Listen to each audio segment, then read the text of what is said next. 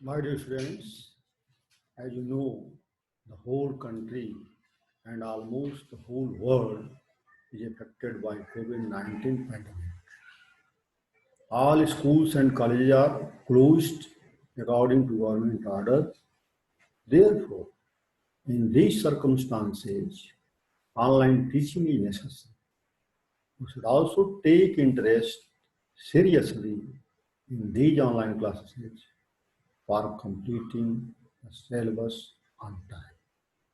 मेरे प्रिय विद्यार्थी, जैसा कि आप सभी लोग जान रहे हैं, वर्तमान समय में पूरा भारतवर्ष और करीब करीब पूरा संसार कोरोना वायरस की वजह से कोविड-19 नामक महामारी से पीड़ित है और ऐसी दशा में ऑनलाइन टीचिंग बहुत आवश्यक हो गई है।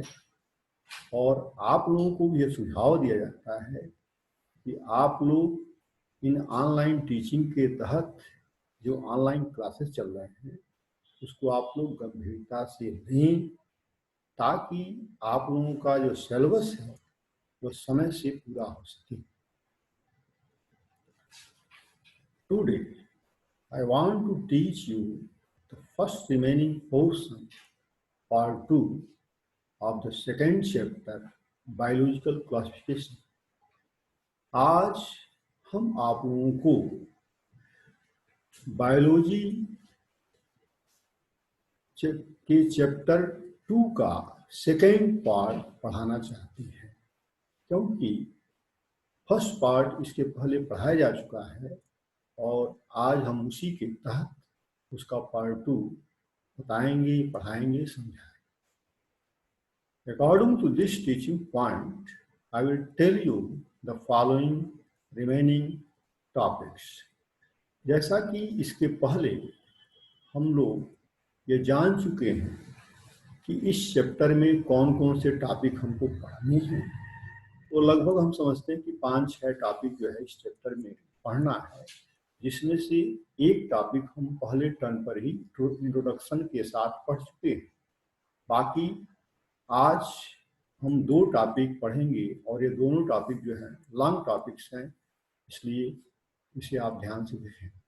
पहला रिमेनिंग टॉपिक है the characteristic feature of living organisms of kingdom protista. इसका मतलब यह होता है कि जो ओल्ड क्लासिफिकेशन है उसमें जो सेकेंड किंगडम है प्रोटिस्टा और फर्स्ट किंगडम मोनेरा है, तो आज हम लोग मोनेरा के बारे में जान चुके हैं और आज प्रोटिस्टा के बारे में जानेंगे, उसके जीवों के लक्षण के बारे में जानेंगे।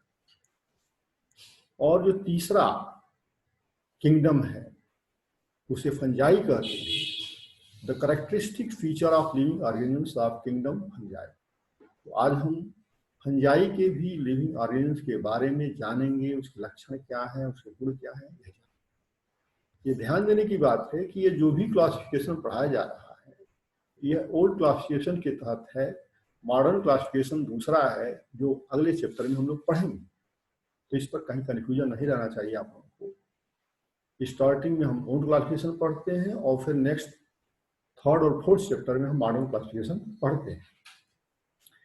In same sequence, now I will tell you about the first remaining topic, the characteristics feature of living organisms of kingdom Protista. The teaching lines are as following. इसी क्रम में हम इस चैप्टर के दूसरे बचे हुए टॉपिक के बारे में पढ़ने जा रहे हैं, जिसका नाम है the characteristic features of living organisms of kingdom protista. आज हम लोग प्रोटिस्टा के जीवों के बारे में, जो उनके मुख्य मुख्य लक्षण हैं, उसकी जानकारी प्राप्त करेंगे। इसे आप लोगों को ध्यान से सुनना चाहिए, समझना चाहिए, पढ़ना चाहिए, लिखना चाहिए। वे मुख्य लाइनें, वे मुख्य जानकारी निम्न प्रकार है। पहला, the characteristic feature of living organisms of kingdom Protista are as following. First, the body structure of living organisms of kingdom Protista is unicellular and it is made up of eukaryotic cells.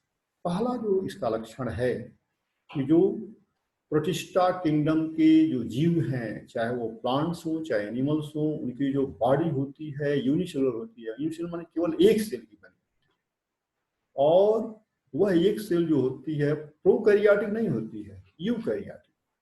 इसके पहले हम लोग मुर्रा में जो पढ़े थे उसमें जो सेल होती थी वो प्रोकैरियोटिक, मतलब उसमें न्यूक्लियस क्लियर नहीं होता था, और इनकी जो सेल होती है वह यूकैरियोटिक होती है।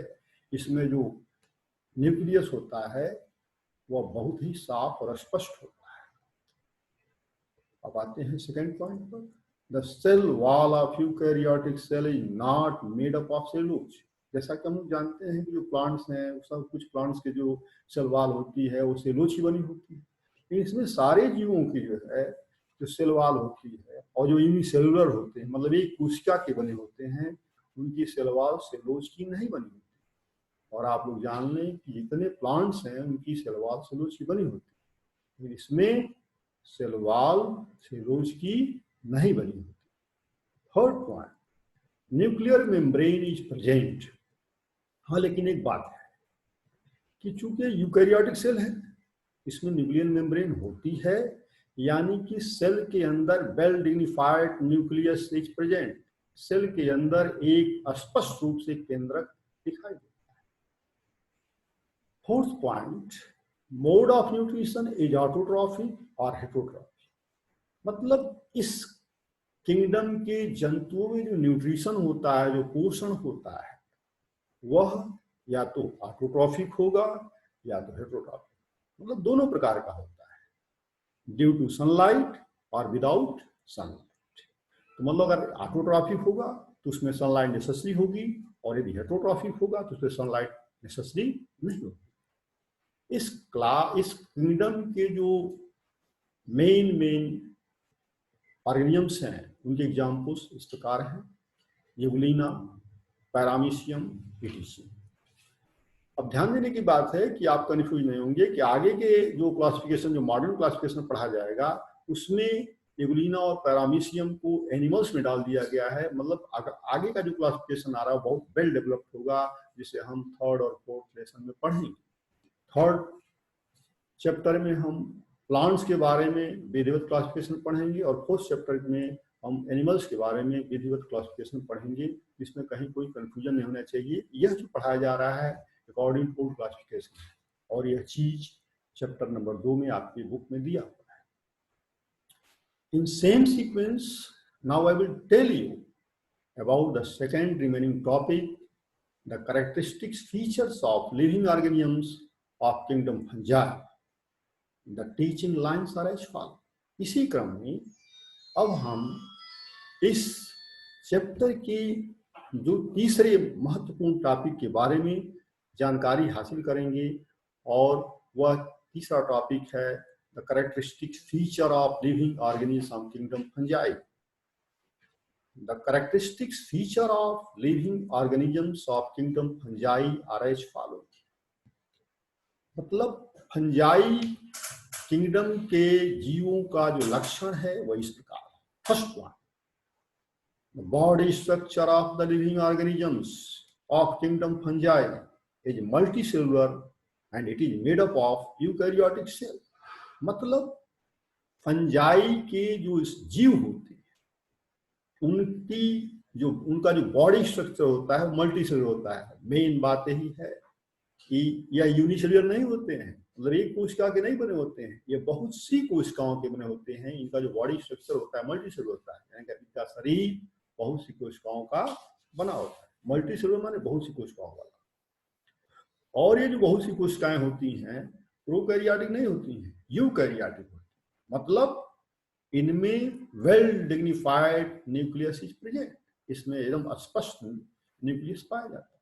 Second point, the cell wall of all cells are without cellulose. हाँ, इसमें भी ऐसा है कि इनकी सेल वॉल में भी सेलुलोज नहीं होता है। Third point, nuclear membrane is present, it means a dignified nucleus is present in each cell। Nuclear membrane present होने की वजह से न्यूक्लियस बिल्कुल स्पष्ट दिखाई देता है, और उसके बाहर साइटोप्लाज्म होता है और उसके बाहर न्यूक्लियर मेम्ब्रेन, सेल मेम्ब्रेन होती है। Fourth, mode of nutrition is not autotrophic. Only heterotrophic nutritions are found in fungi plants. This heterotrophic nutrition is either saprophytic or parasitic. इसमें भी ऑटोट्रॉफिक न्यूट्रिशन नहीं होता है, हेट्रोट्रॉफिक ही न्यूट्रिशन होता है, और वह भी या तो सैप्रोफाइटिक होगा या पैरासाइटिक होगा। For examples, Mucor, Aspergillus, Agaricus etc. These are examples of fungi phyla. That's all for today, and remaining portion of the chapter will be taught on next term. आज इस चैप्टर में केवल इतना ही, और बाकी पोर्शन हम next term पर आप लोगों को बताएंगे।